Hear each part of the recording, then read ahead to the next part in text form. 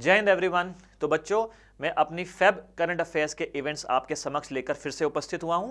तो अब हम स्टार्ट करने वाले हैं फेब के इंपॉर्टेंट इवेंट्स को। जैसा कि मैंने आपको पहली अपनी क्लास में बताया था, हमने 2022 के उन इवेंट्स पर एक इंपॉर्टेंट स्लाइड्स बनाई हैं जो आपके लिए बहुत हेल्पफुल होने वाली है। तो चलिए स्टार्ट करते हैं with the first information, first event of Feb 2022। देखिए, आपके समक्ष यहां पर अगेन डिफेंस को लेकर के एक इंपॉर्टेंट इंफॉर्मेशन दी गई है। भारतीय जो वायुसेना है, ठीक है, भारतीय वायुसेना और ओमान की जो वायुसेना है, उन्होंने एक बायलेटरल का मतलब है द्वि, बाय माने टू, एक एयर एक्सरसाइज जो है कंडक्ट करी थी, जिसका नाम इन्होंने रखा था ईस्टर्न ब्रिज 6th, ठीक है। और ये कहां पर आपकी हुई थी? जोधपुर में। जोधपुर कहां है बेटा? राजस्थान में। ओके, नेक्स्ट अगली इंफॉर्मेशन आपके समक्ष है। अगेन यहां पर लिखा हुआ है इंडियन एयरफोर्स जो है, इसने पार्टिसिपेट जो है इन्होंने किया था multi nation air exercise. Multi का मतलब है कई सारी देशों की डिफेंस फोर्सेस, जिसमें एयर फोर्स ने जो है एक एक्सरसाइज में भाग लिया था और इसका नाम रखा गया था एक्सरसाइज कोबरा वॉरियर 22। और ये कहां पर हुई थी बेटा? It is Weddington. अब यहां बच्चे कंफ्यूज मत होना बेटा, एक वेलिंगटन है, ठीक है, एक वेडिंगटन है। वेलिंगटन भी दो हैं, एक न्यूजीलैंड में अलग है और केरला में अलग है, वेम्बनाड लेक पे। अब ये वेडिंगटन का है, it is in United kingdom.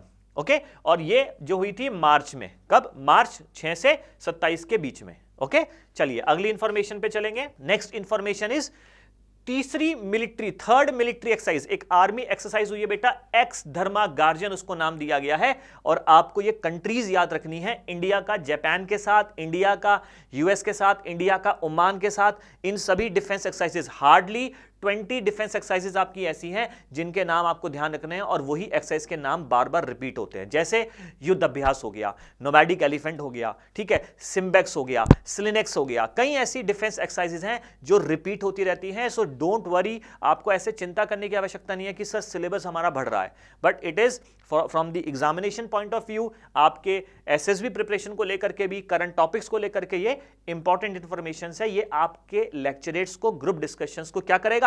Decorate कर देगा। ओके, चलिए, तो मैंने आपको बताया एक्स धर्मा गार्जियन नाम की जो एक्सरसाइज है इंडिया और जापान के बीच में कंडक्ट की गई है। और उसमें फिर आपको याद क्या करना है कि किसके बीच में एक्सरसाइज का नाम, और ये कहां हुई है? कर्नाटका, बेलगावी, ठीक है ना। चलिए अगली इंफॉर्मेशन है अटल टनल। आपको ध्यान रखना है कि अटल टनल को जो है finally world book of records, तो अटल टनल को बेटा वर्ल्ड बुक ऑफ रिकॉर्ड्स में जो है रिकॉग्नाइज कर दिया गया है, बिकॉज ये वर्ल्ड की सबसे लंबी टनल 10,000 फीट पर बनाई गई है। ओके, और ये जो अटल टनल है, ये कितना इसकी लेंथ कितनी है? It is almost 9 kilometres. और कहां पर? रोहतांग पास। अब ध्यान रखें, ये रोहतांग पास जो है, it is in east Pir Panjal range. आपने ज्योग्राफी में भी पढ़ा होगा, ध्यान रखें, जो रोहतांग पास है, यहां से रावी नदी निकली है। कौन सी रिवर बेटा? रावी नदी। जो पीर पंजल रेंज है, ये आपकी ट्रांस हिमालयन जोन का एक हिस्सा है, जिसमें काराकोरम, लद्दाख, जस्कर, पीर पंजल और धौलाधर। तो जो पीर पंजल रेंज है, वहीं पर ये बनाई गई है, और ये लेह और मनाली के नेशनल हाईवे को कनेक्ट करने के लिए। तो it is an important information about Atal tunnel. चलिए नेक्स्ट, इसमें आप डायग्राम भी देख सकते हैं, फोटो में आपको दिख रहा है बीआरओ। अब देखो, ये जो बीआरओ लिखा हुआ है, बॉर्डर रोड ऑर्गेनाइजेशन, तो बॉर्डर रोड ऑर्गेनाइजेशन ध्यान रखना, it is under defence ministry of defence. आपके पेपर में भी एक बार सवाल आ चुका है, तो एक जनरल नॉलेज आपको पता होनी चाहिए। जो हमारे देश में नेशनल हाईवेज को कंस्ट्रक्ट किया जाता है, तो उसमें दो इंपॉर्टेंट संस्थाएं हैं, एक है national highway authority of India NHAI, और दूसरी है बीआरओ। बीआरओ किस मिनिस्ट्री के अंडर में आएगी? मिनिस्ट्री ऑफ डिफेंस, ठीक है। चलिए अगली इंफॉर्मेशन की तरफ चलते हैं अब हम। So the next information is the government of India. अब यहां पर रशिया और यूक्रेन के बीच में जो कॉन्फ्लिक्ट चल रहा है, आप देख रहे हैं कि इस साल जो है ये रशिया और यूक्रेन के बीच में कॉन्फ्लिक्ट शुरू हो गया, जिसको उम्मीद की जा रही थी कि ये 10 दिन या 15 दिन या महीने भर में खत्म हो जाएगा। Still it is going on.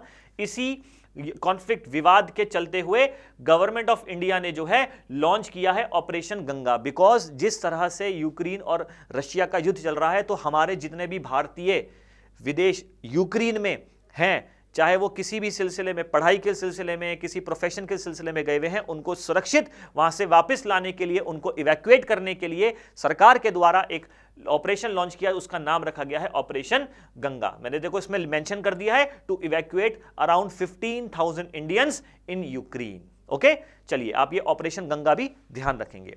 तो ये थी आपकी फेब 2022 को लेकर के इंपॉर्टेंट इंफॉर्मेशन। मैं अगली वीडियो बनाने वाला हूं मार्च के ऊपर, तो मेरे संग जुड़े रहिए और मेरे YouTube चैनल को, जो हमारा इंस्टीट्यूट का है, इसको डेफिनेटली जरूर आप मेंशन करिए, उसको सब्सक्राइब करें, उसको लाइक करें